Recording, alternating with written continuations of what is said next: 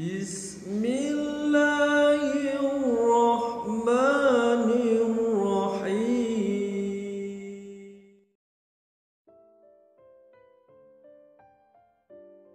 Assalamualaikum warahmatullahi wabarakatuh. Alhamdulillahirabbil alamin. Wassalatu wassalamu ala asrofil anbiya'i wal mursalin sayyidina wa maulana Muhammadin wa ala alihi wa sahbihi ajma'in. Amma ba'd. Pemirsa yang dirahmati oleh Allah, pada kesempatan ini saya akan menyampaikan tentang sejarah tahun baru Hijriah. Waktu mengalir terus dan tanpa terasa kita sampai kepada pergantian tahun Hijriah untuk kesekian kalinya. Detik menuju menit, jam, hari, bulan, hingga tahun senantiasa bergerak maju, yang berarti semakin bertambah pula usia manusia. Yang perlu menjadi catatan adalah apakah bertambah pula keberkahan usia kita? Ini pertanyaan singkat dan hanya bisa dijawab dengan merefleksikan secara panjang lebar jejak perjalanan hidup kita yang sudah lewat. Tahun baru Hijriah yang kita peringati setiap tahun terkandung sejarah dan nilai-nilai yang terus relevan hingga kini. Nabi sendiri tak pernah menetapkan kapan tahun baru Islam dimulai. Begitu pula tidak dilakukan oleh Khalifah pertama Sayyidina Abu Bakar As-Siddiq. Awal penanggalan itu resmi diputuskan pada era Khalifah kedua Sayyidina Umar bin Khattab. Sahabat Nabi yang terkenal membuat banyak gebrakan selama memimpin umat Islam. Keputusan itu diambil melalui jalan musyawarah.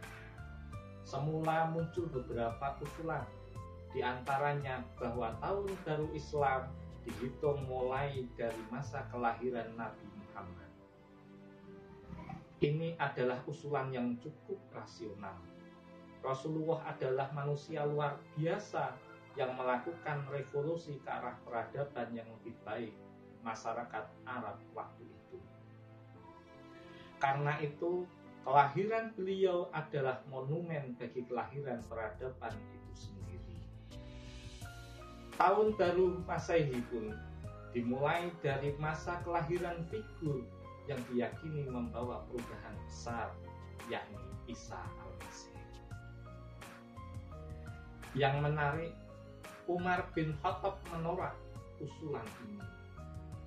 Singkat cerita, forum musyawarah menyepakati momen hijrah Nabi dari Mekah menuju Madinah sebagai awal perhitungan kalender Islam atau kalender Qamariyah yang merujuk pada perputaran bulan, bukan matahari. Karenanya telah dikenal dengan tahun Hijriah yang berasal dari kata hijrah atau migrasi yang berarti pindah. Memilih momen hijrah daripada momen kelahiran Nabi yang dilakukan Umar dan para sahabat lainnya mengandung makna yang sangat dalam. Kelahiran yang dialami manusia adalah peristiwa alamiah yang tak bisa ditolaknya. Nabi Muhammad pun saat lahir tak serta-merta diangkat menjadi nabi kecuali setelah berusia 40 tahun. Beliau kala itu hanyalah bayi putra Abdullah bin Abdul Muthalib.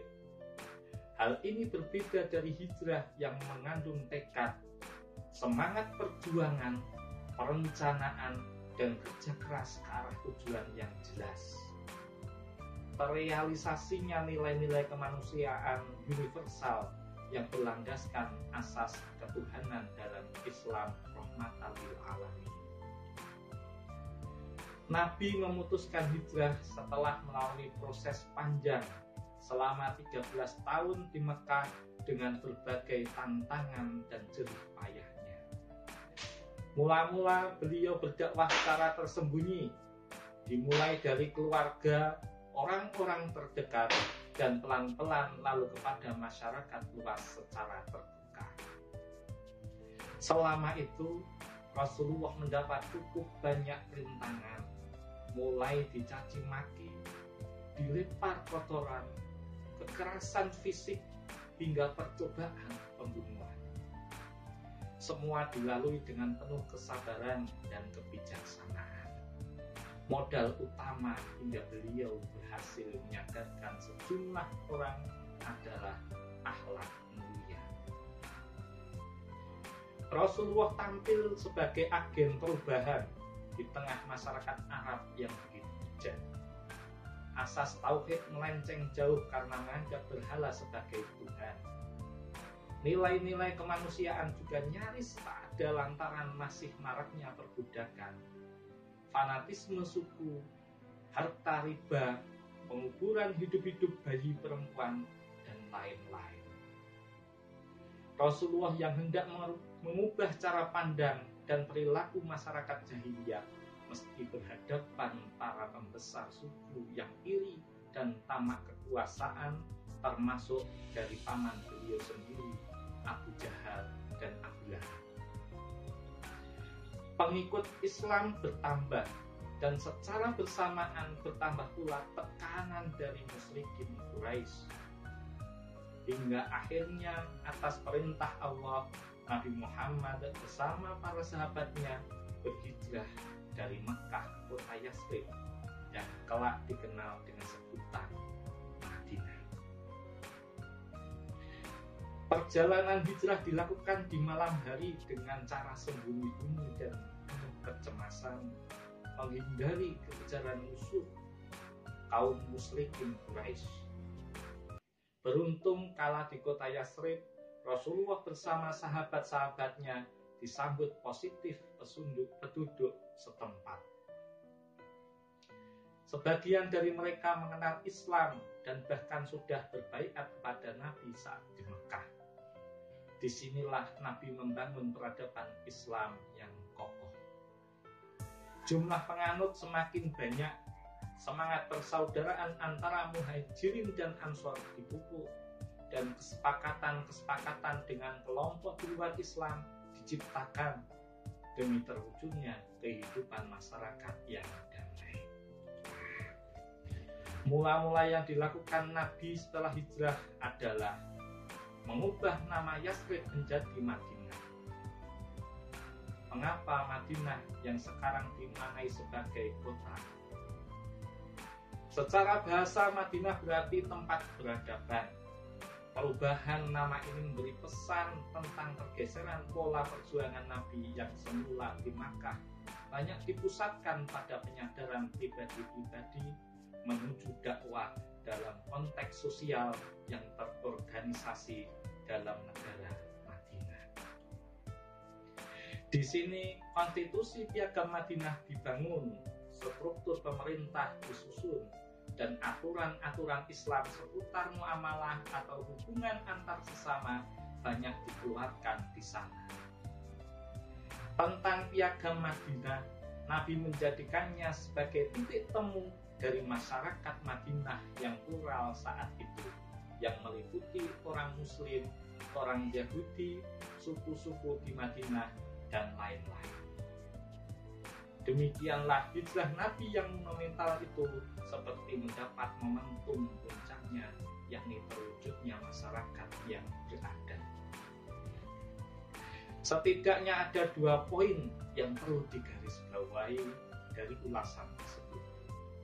Yang pertama, tahun baru hijrah harus dimaknai dalam kerangka perjuangan Nabi dalam merealisasi nilai-nilai kemanusiaan universal yang berlandaskan asas ketuhanan dalam Islam rahmatan lil alamin. Nabi sebagai sosok termasuk momen kelahirannya memang layak dihormati, tapi ada yang lebih penting lagi, yakni spirit dan prestasi beliau sepanjang periode risalah. Dalam perjuangan itu ada ikhtiar, ada pengorbanan, ada keteguhan prinsip, ada keseriusan, ada kesabaran dan keikhlasan. Yang terakhir ini menjadi sangat penting karena Rasulullah bersabda, innamal a'malu binniyati wa innamal likulli imri'in ma nawa. Faman kanat hijratuhu ilallahi wa rasulihi wa hijratuhu ilallahi wa rasulihi. Faman kanat hijratuhu lidunya yusibuha aw imra'atin yankihuha fa hijratuhu ila ma hajara ilaihi. Yang artinya sesungguhnya setiap perbuatan tergantung niatnya, dan sesungguhnya setiap orang akan dibalas berdasarkan apa yang dia niatkan. Siapa yang hijrahnya karena ingin mendapatkan keridhaan Allah dan Rasulnya, maka hijrahnya kepada keridhaan Allah dan Rasulnya. Dan siapa yang hijrahnya karena menginginkan kehidupan yang layak di dunia atau karena wanita yang ingin dinikahinya, maka hijrahnya akan bernilai sebagaimana yang dia niatkan. Nabi dan para sahabatnya menunjukkan ketulusan yang luar biasa semata hanya untuk jalan Allah. Namun justru karena niat seperti itulah mereka mendapatkan banyak hal, termasuk persaudaraan, keluarga baru, hingga kekayaan dan kesejahteraan selama di Madinah. Keikhlasan dan kerja keras dalam membangun masyarakat berketuhanan sekaligus berkeadaban berbuah manis meskipun tantangan akan selalu ada. Inilah teladan yang diberikan Nabi dari hasil berhijrah. Poin kedua adalah kenyataan bahwa Nabi tidak membangun negara berdasarkan fanatisme kelompok atau suku.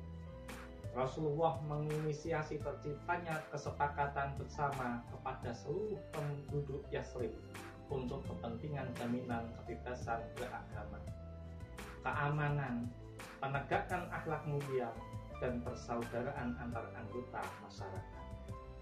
Tujuan dari kesepakatan tersebut masih relevan kita terapkan hingga sekarang.